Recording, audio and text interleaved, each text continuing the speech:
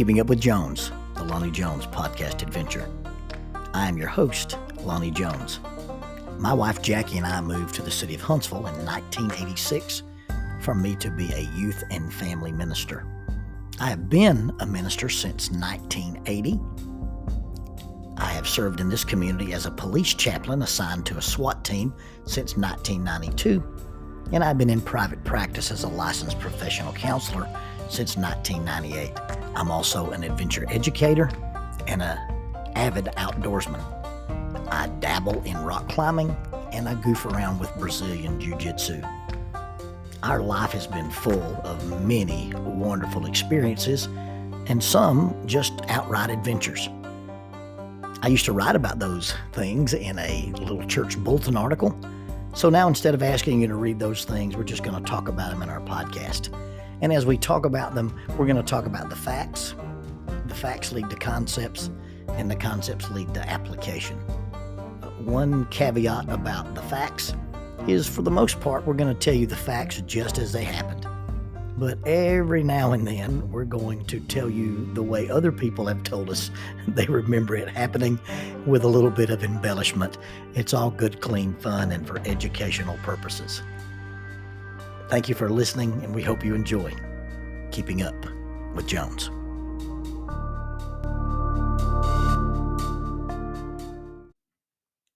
Faulkner University announces a 60% tuition discount for members of the Church of Christ. Now, there are some guidelines. This 60% tuition reduction is applicable to adult undergraduate Bible degrees or graduate Bible degrees from the Curley Graduate School of Theology in the VP Black College of Biblical Studies. You must satisfy all admission requirements and maintain satisfactory academic progress. You must remain continuously enrolled, including summers, until the completion of the degree. You must provide a letter from an elder or minister, preferably on church letterhead, verifying that you're an active member of a Church of Christ congregation prior to your initial enrollment. This offer applies to adult undergraduate degrees such as biblical studies, youth and family ministry tracks, and it also includes graduate degrees. And those are the Master of Arts in Biblical Studies, the Master of Arts in Family Life Ministry, or a Master of Theology, and it also applies to the PhD in Biblical Studies. For undergraduate inquiries, please contact Adult Enrollment, 334-386-7140, 334-386-7140, or Adult Enrollment at Faulkner.edu. That is Adult Enrollment at Faulkner.edu. For graduate inquiries, please call 334-386-7539, 334-386-7539. Graduate enrollment at Faulkner.edu. That is graduate enrollment at Faulkner.edu. Faulkner University is a sponsor of Keeping Up with Jones, the Lonnie Jones podcast adventure.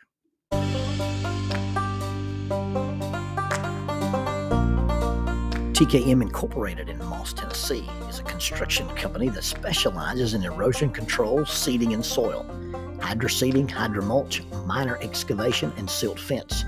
They also provide traffic control and construction signs. Their business is keeping people safe, but their passion, their mission, is they wish that all men could be saved. TKM has adopted the nickname the King's Men because as they serve you, they also serve the King. If they could provide any of their services for you, please contact them at 931-243-3958. That is 931-243-3958. Or you can contact them on the net at tkminc2001 at twlakes.net. That is tkminc2001 at twlakes.net. TKM Incorporated is a sponsor of Keeping Up with Jones, the Lonnie Jones podcast adventure.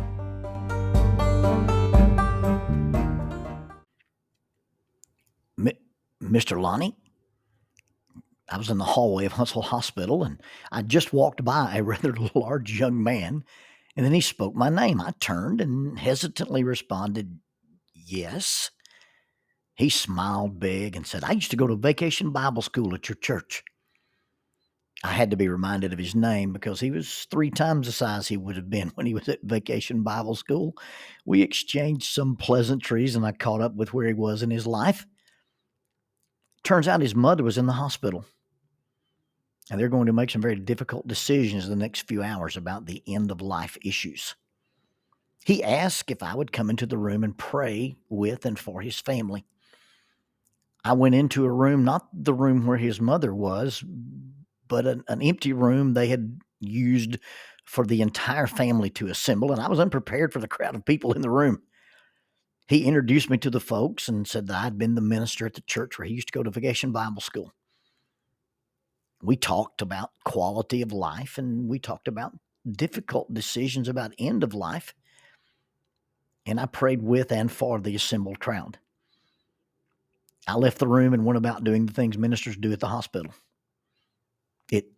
It strikes me as funny doing this episode that ministers aren't doctors and ministers aren't nurses. Why do we spend so much time visiting the sick? Within a few days, my phone rang, and it was this same young man. "Hey, my mom passed, and my family would like to use your church for the services, and we'd love it if you would preside."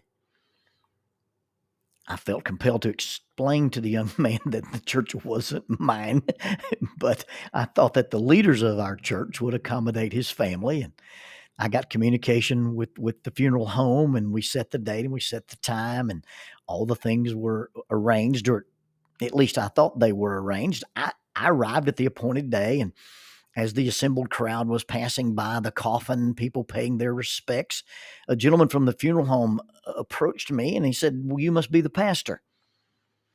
This was not the time or the place to get into technicalities about religious titles, but I said I was the minister. And it was probably very obvious that I was a minister. Number one, I was the only Caucasian guy there, and I was the only guy there with a Bible.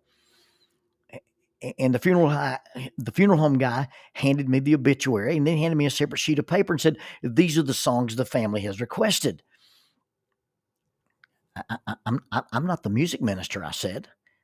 I'm just here to do the eulogy. The funeral director said, "You don't understand. When asked to do a funeral, our people handle everything." He walked away. There are a multiplicity of things that I am competent in. I'm not great at anything, but I'm good at a lot of things. Music, singing, song leading, musical theory. That is the singular thing in which I possess zero acumen. I have zero ability. I have zero talent.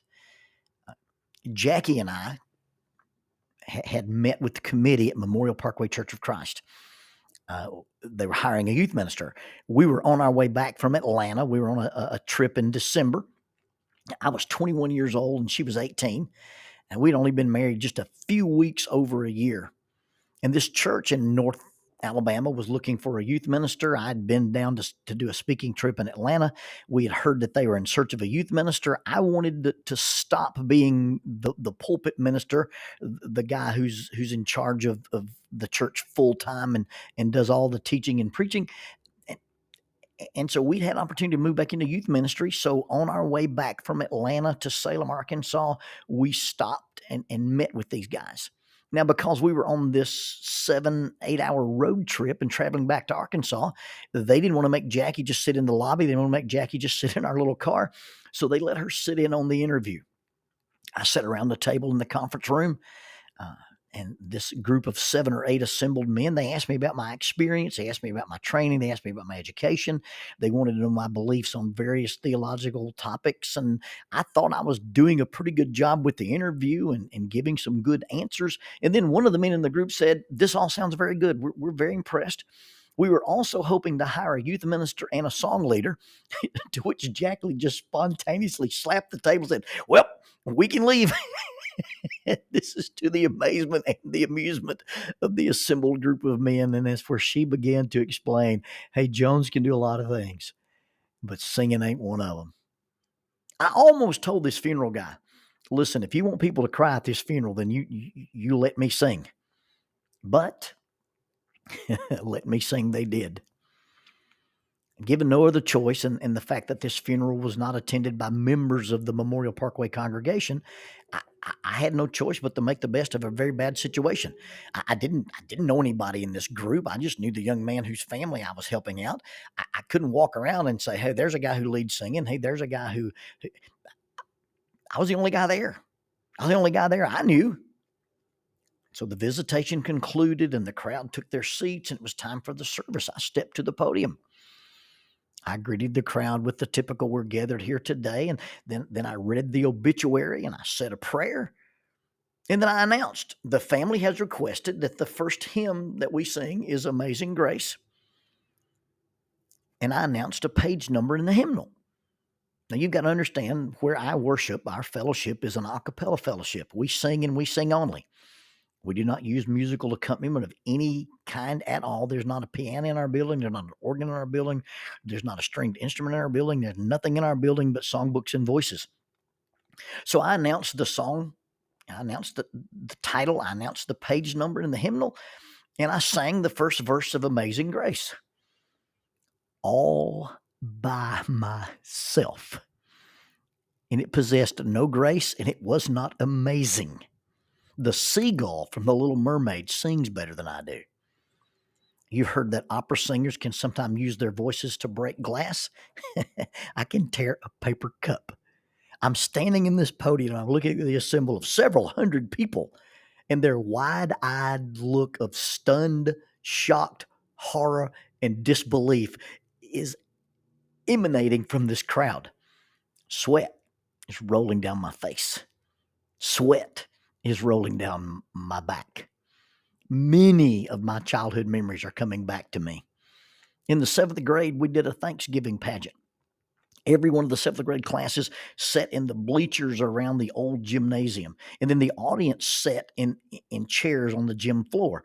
And then each class had a specific song that they would sing as a class. And then sometimes all the classes would sing together.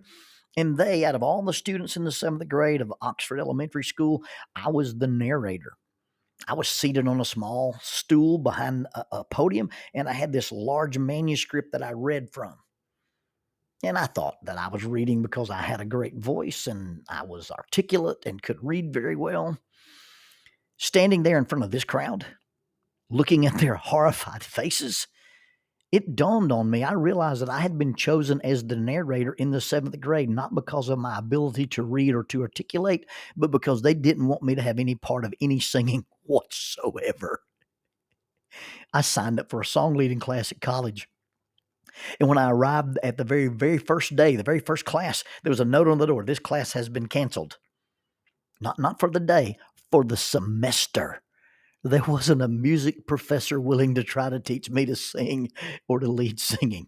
So I'm standing here in front of this stunned audience after having done a solo of Amazing Grace. And I explained to the audience, look, since we don't have a pianist and we don't have an organist and we don't have a choir, I think that the music would be better if we just all sang together. The number I announced corresponds with the number in the top right corner of the page of the books that are in front of you. And if everybody will turn to that page, then we can all sing together. And I think the service would be better with congregational singing.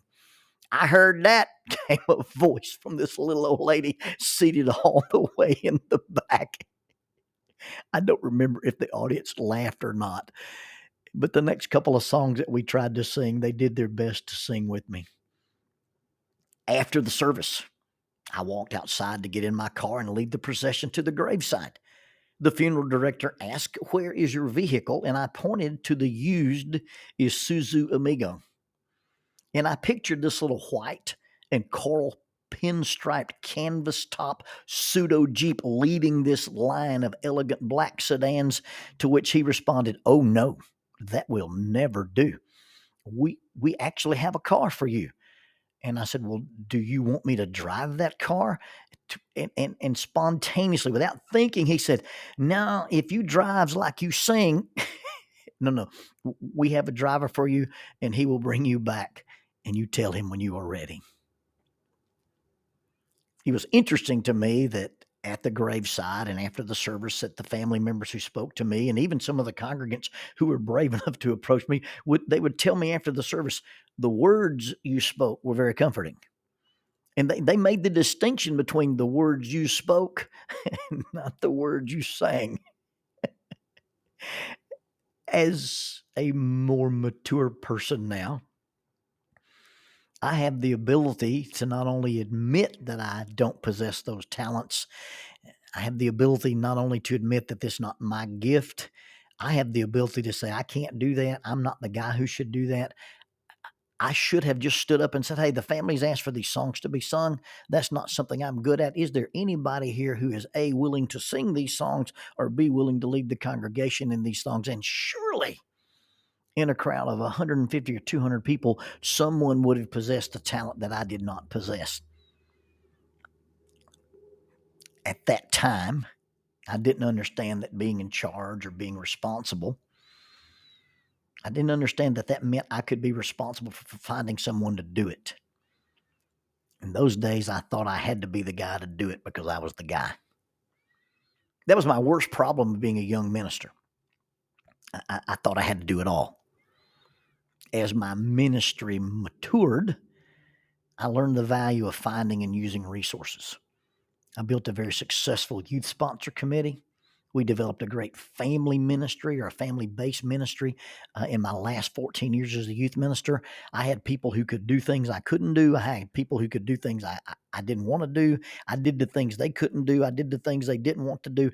And it was a teamwork, and it wasn't dependent on my presence. If you're a minister, if you're a boss, if you're a leader, you've got to build an organization. You've got to build a team that says, if I disappear, this thing will keep going without a glitch.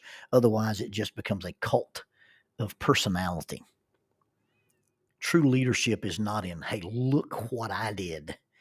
True leadership is the ability to say, look what we did together. I now have expertise in teamwork. I have expertise in team building. I have expertise in group dynamics. I understand the value of we and not just the value of I. It is very healthy to understand our limits. It's very healthy to understand the things that we can do, and it's very healthy to understand and be comfortable with the things that we can't do. And I think understanding what is not our talent is as much a necessary part of self-awareness and fitting into a group as finding what our talents are and fulfilling that role. And I really do believe that. But having said all that and having made those explanations, I also believe that sometimes we have to step out of our comfort zone. I believe sometimes we have to step up and do the best we can in the circumstances we are in. Because circumstances don't always fit competencies or comfort zones. Crisis don't look at resumes, and a drowning person doesn't care if you have a certificate as a lifeguard or not. You don't have to be a therapist to care, a clergy to minister, or in charge to lead. In the Bible, a childless couple became the father of many nations. A fugitive led a nation out of the very country that he ran from and established a new nation. A shepherd killed a giant. A group of uneducated men who were not rabbis, were told, go and make disciples. A king became a servant. A God became a man. And a blameless holy priest became a sacrifice for sin. Responsibility is not about ability. It's about opportunity. Jackie would ask me, why did you try and do that? Why did you try and do that knowing you don't have the talent? Well, I wasn't the only guy there that could. And I probably wasn't the only guy there that should. But at the time, at the place, and in that moment, I was the only guy they asked.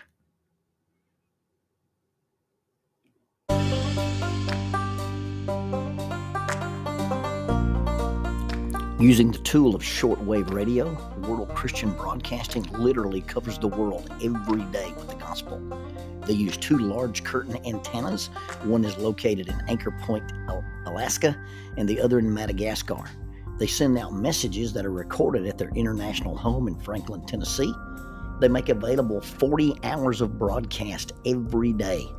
The broadcasts are made in English, Chinese, Russian, Spanish, Portuguese, Korean, English for Africa, and Arabic. They would love for your group to visit them.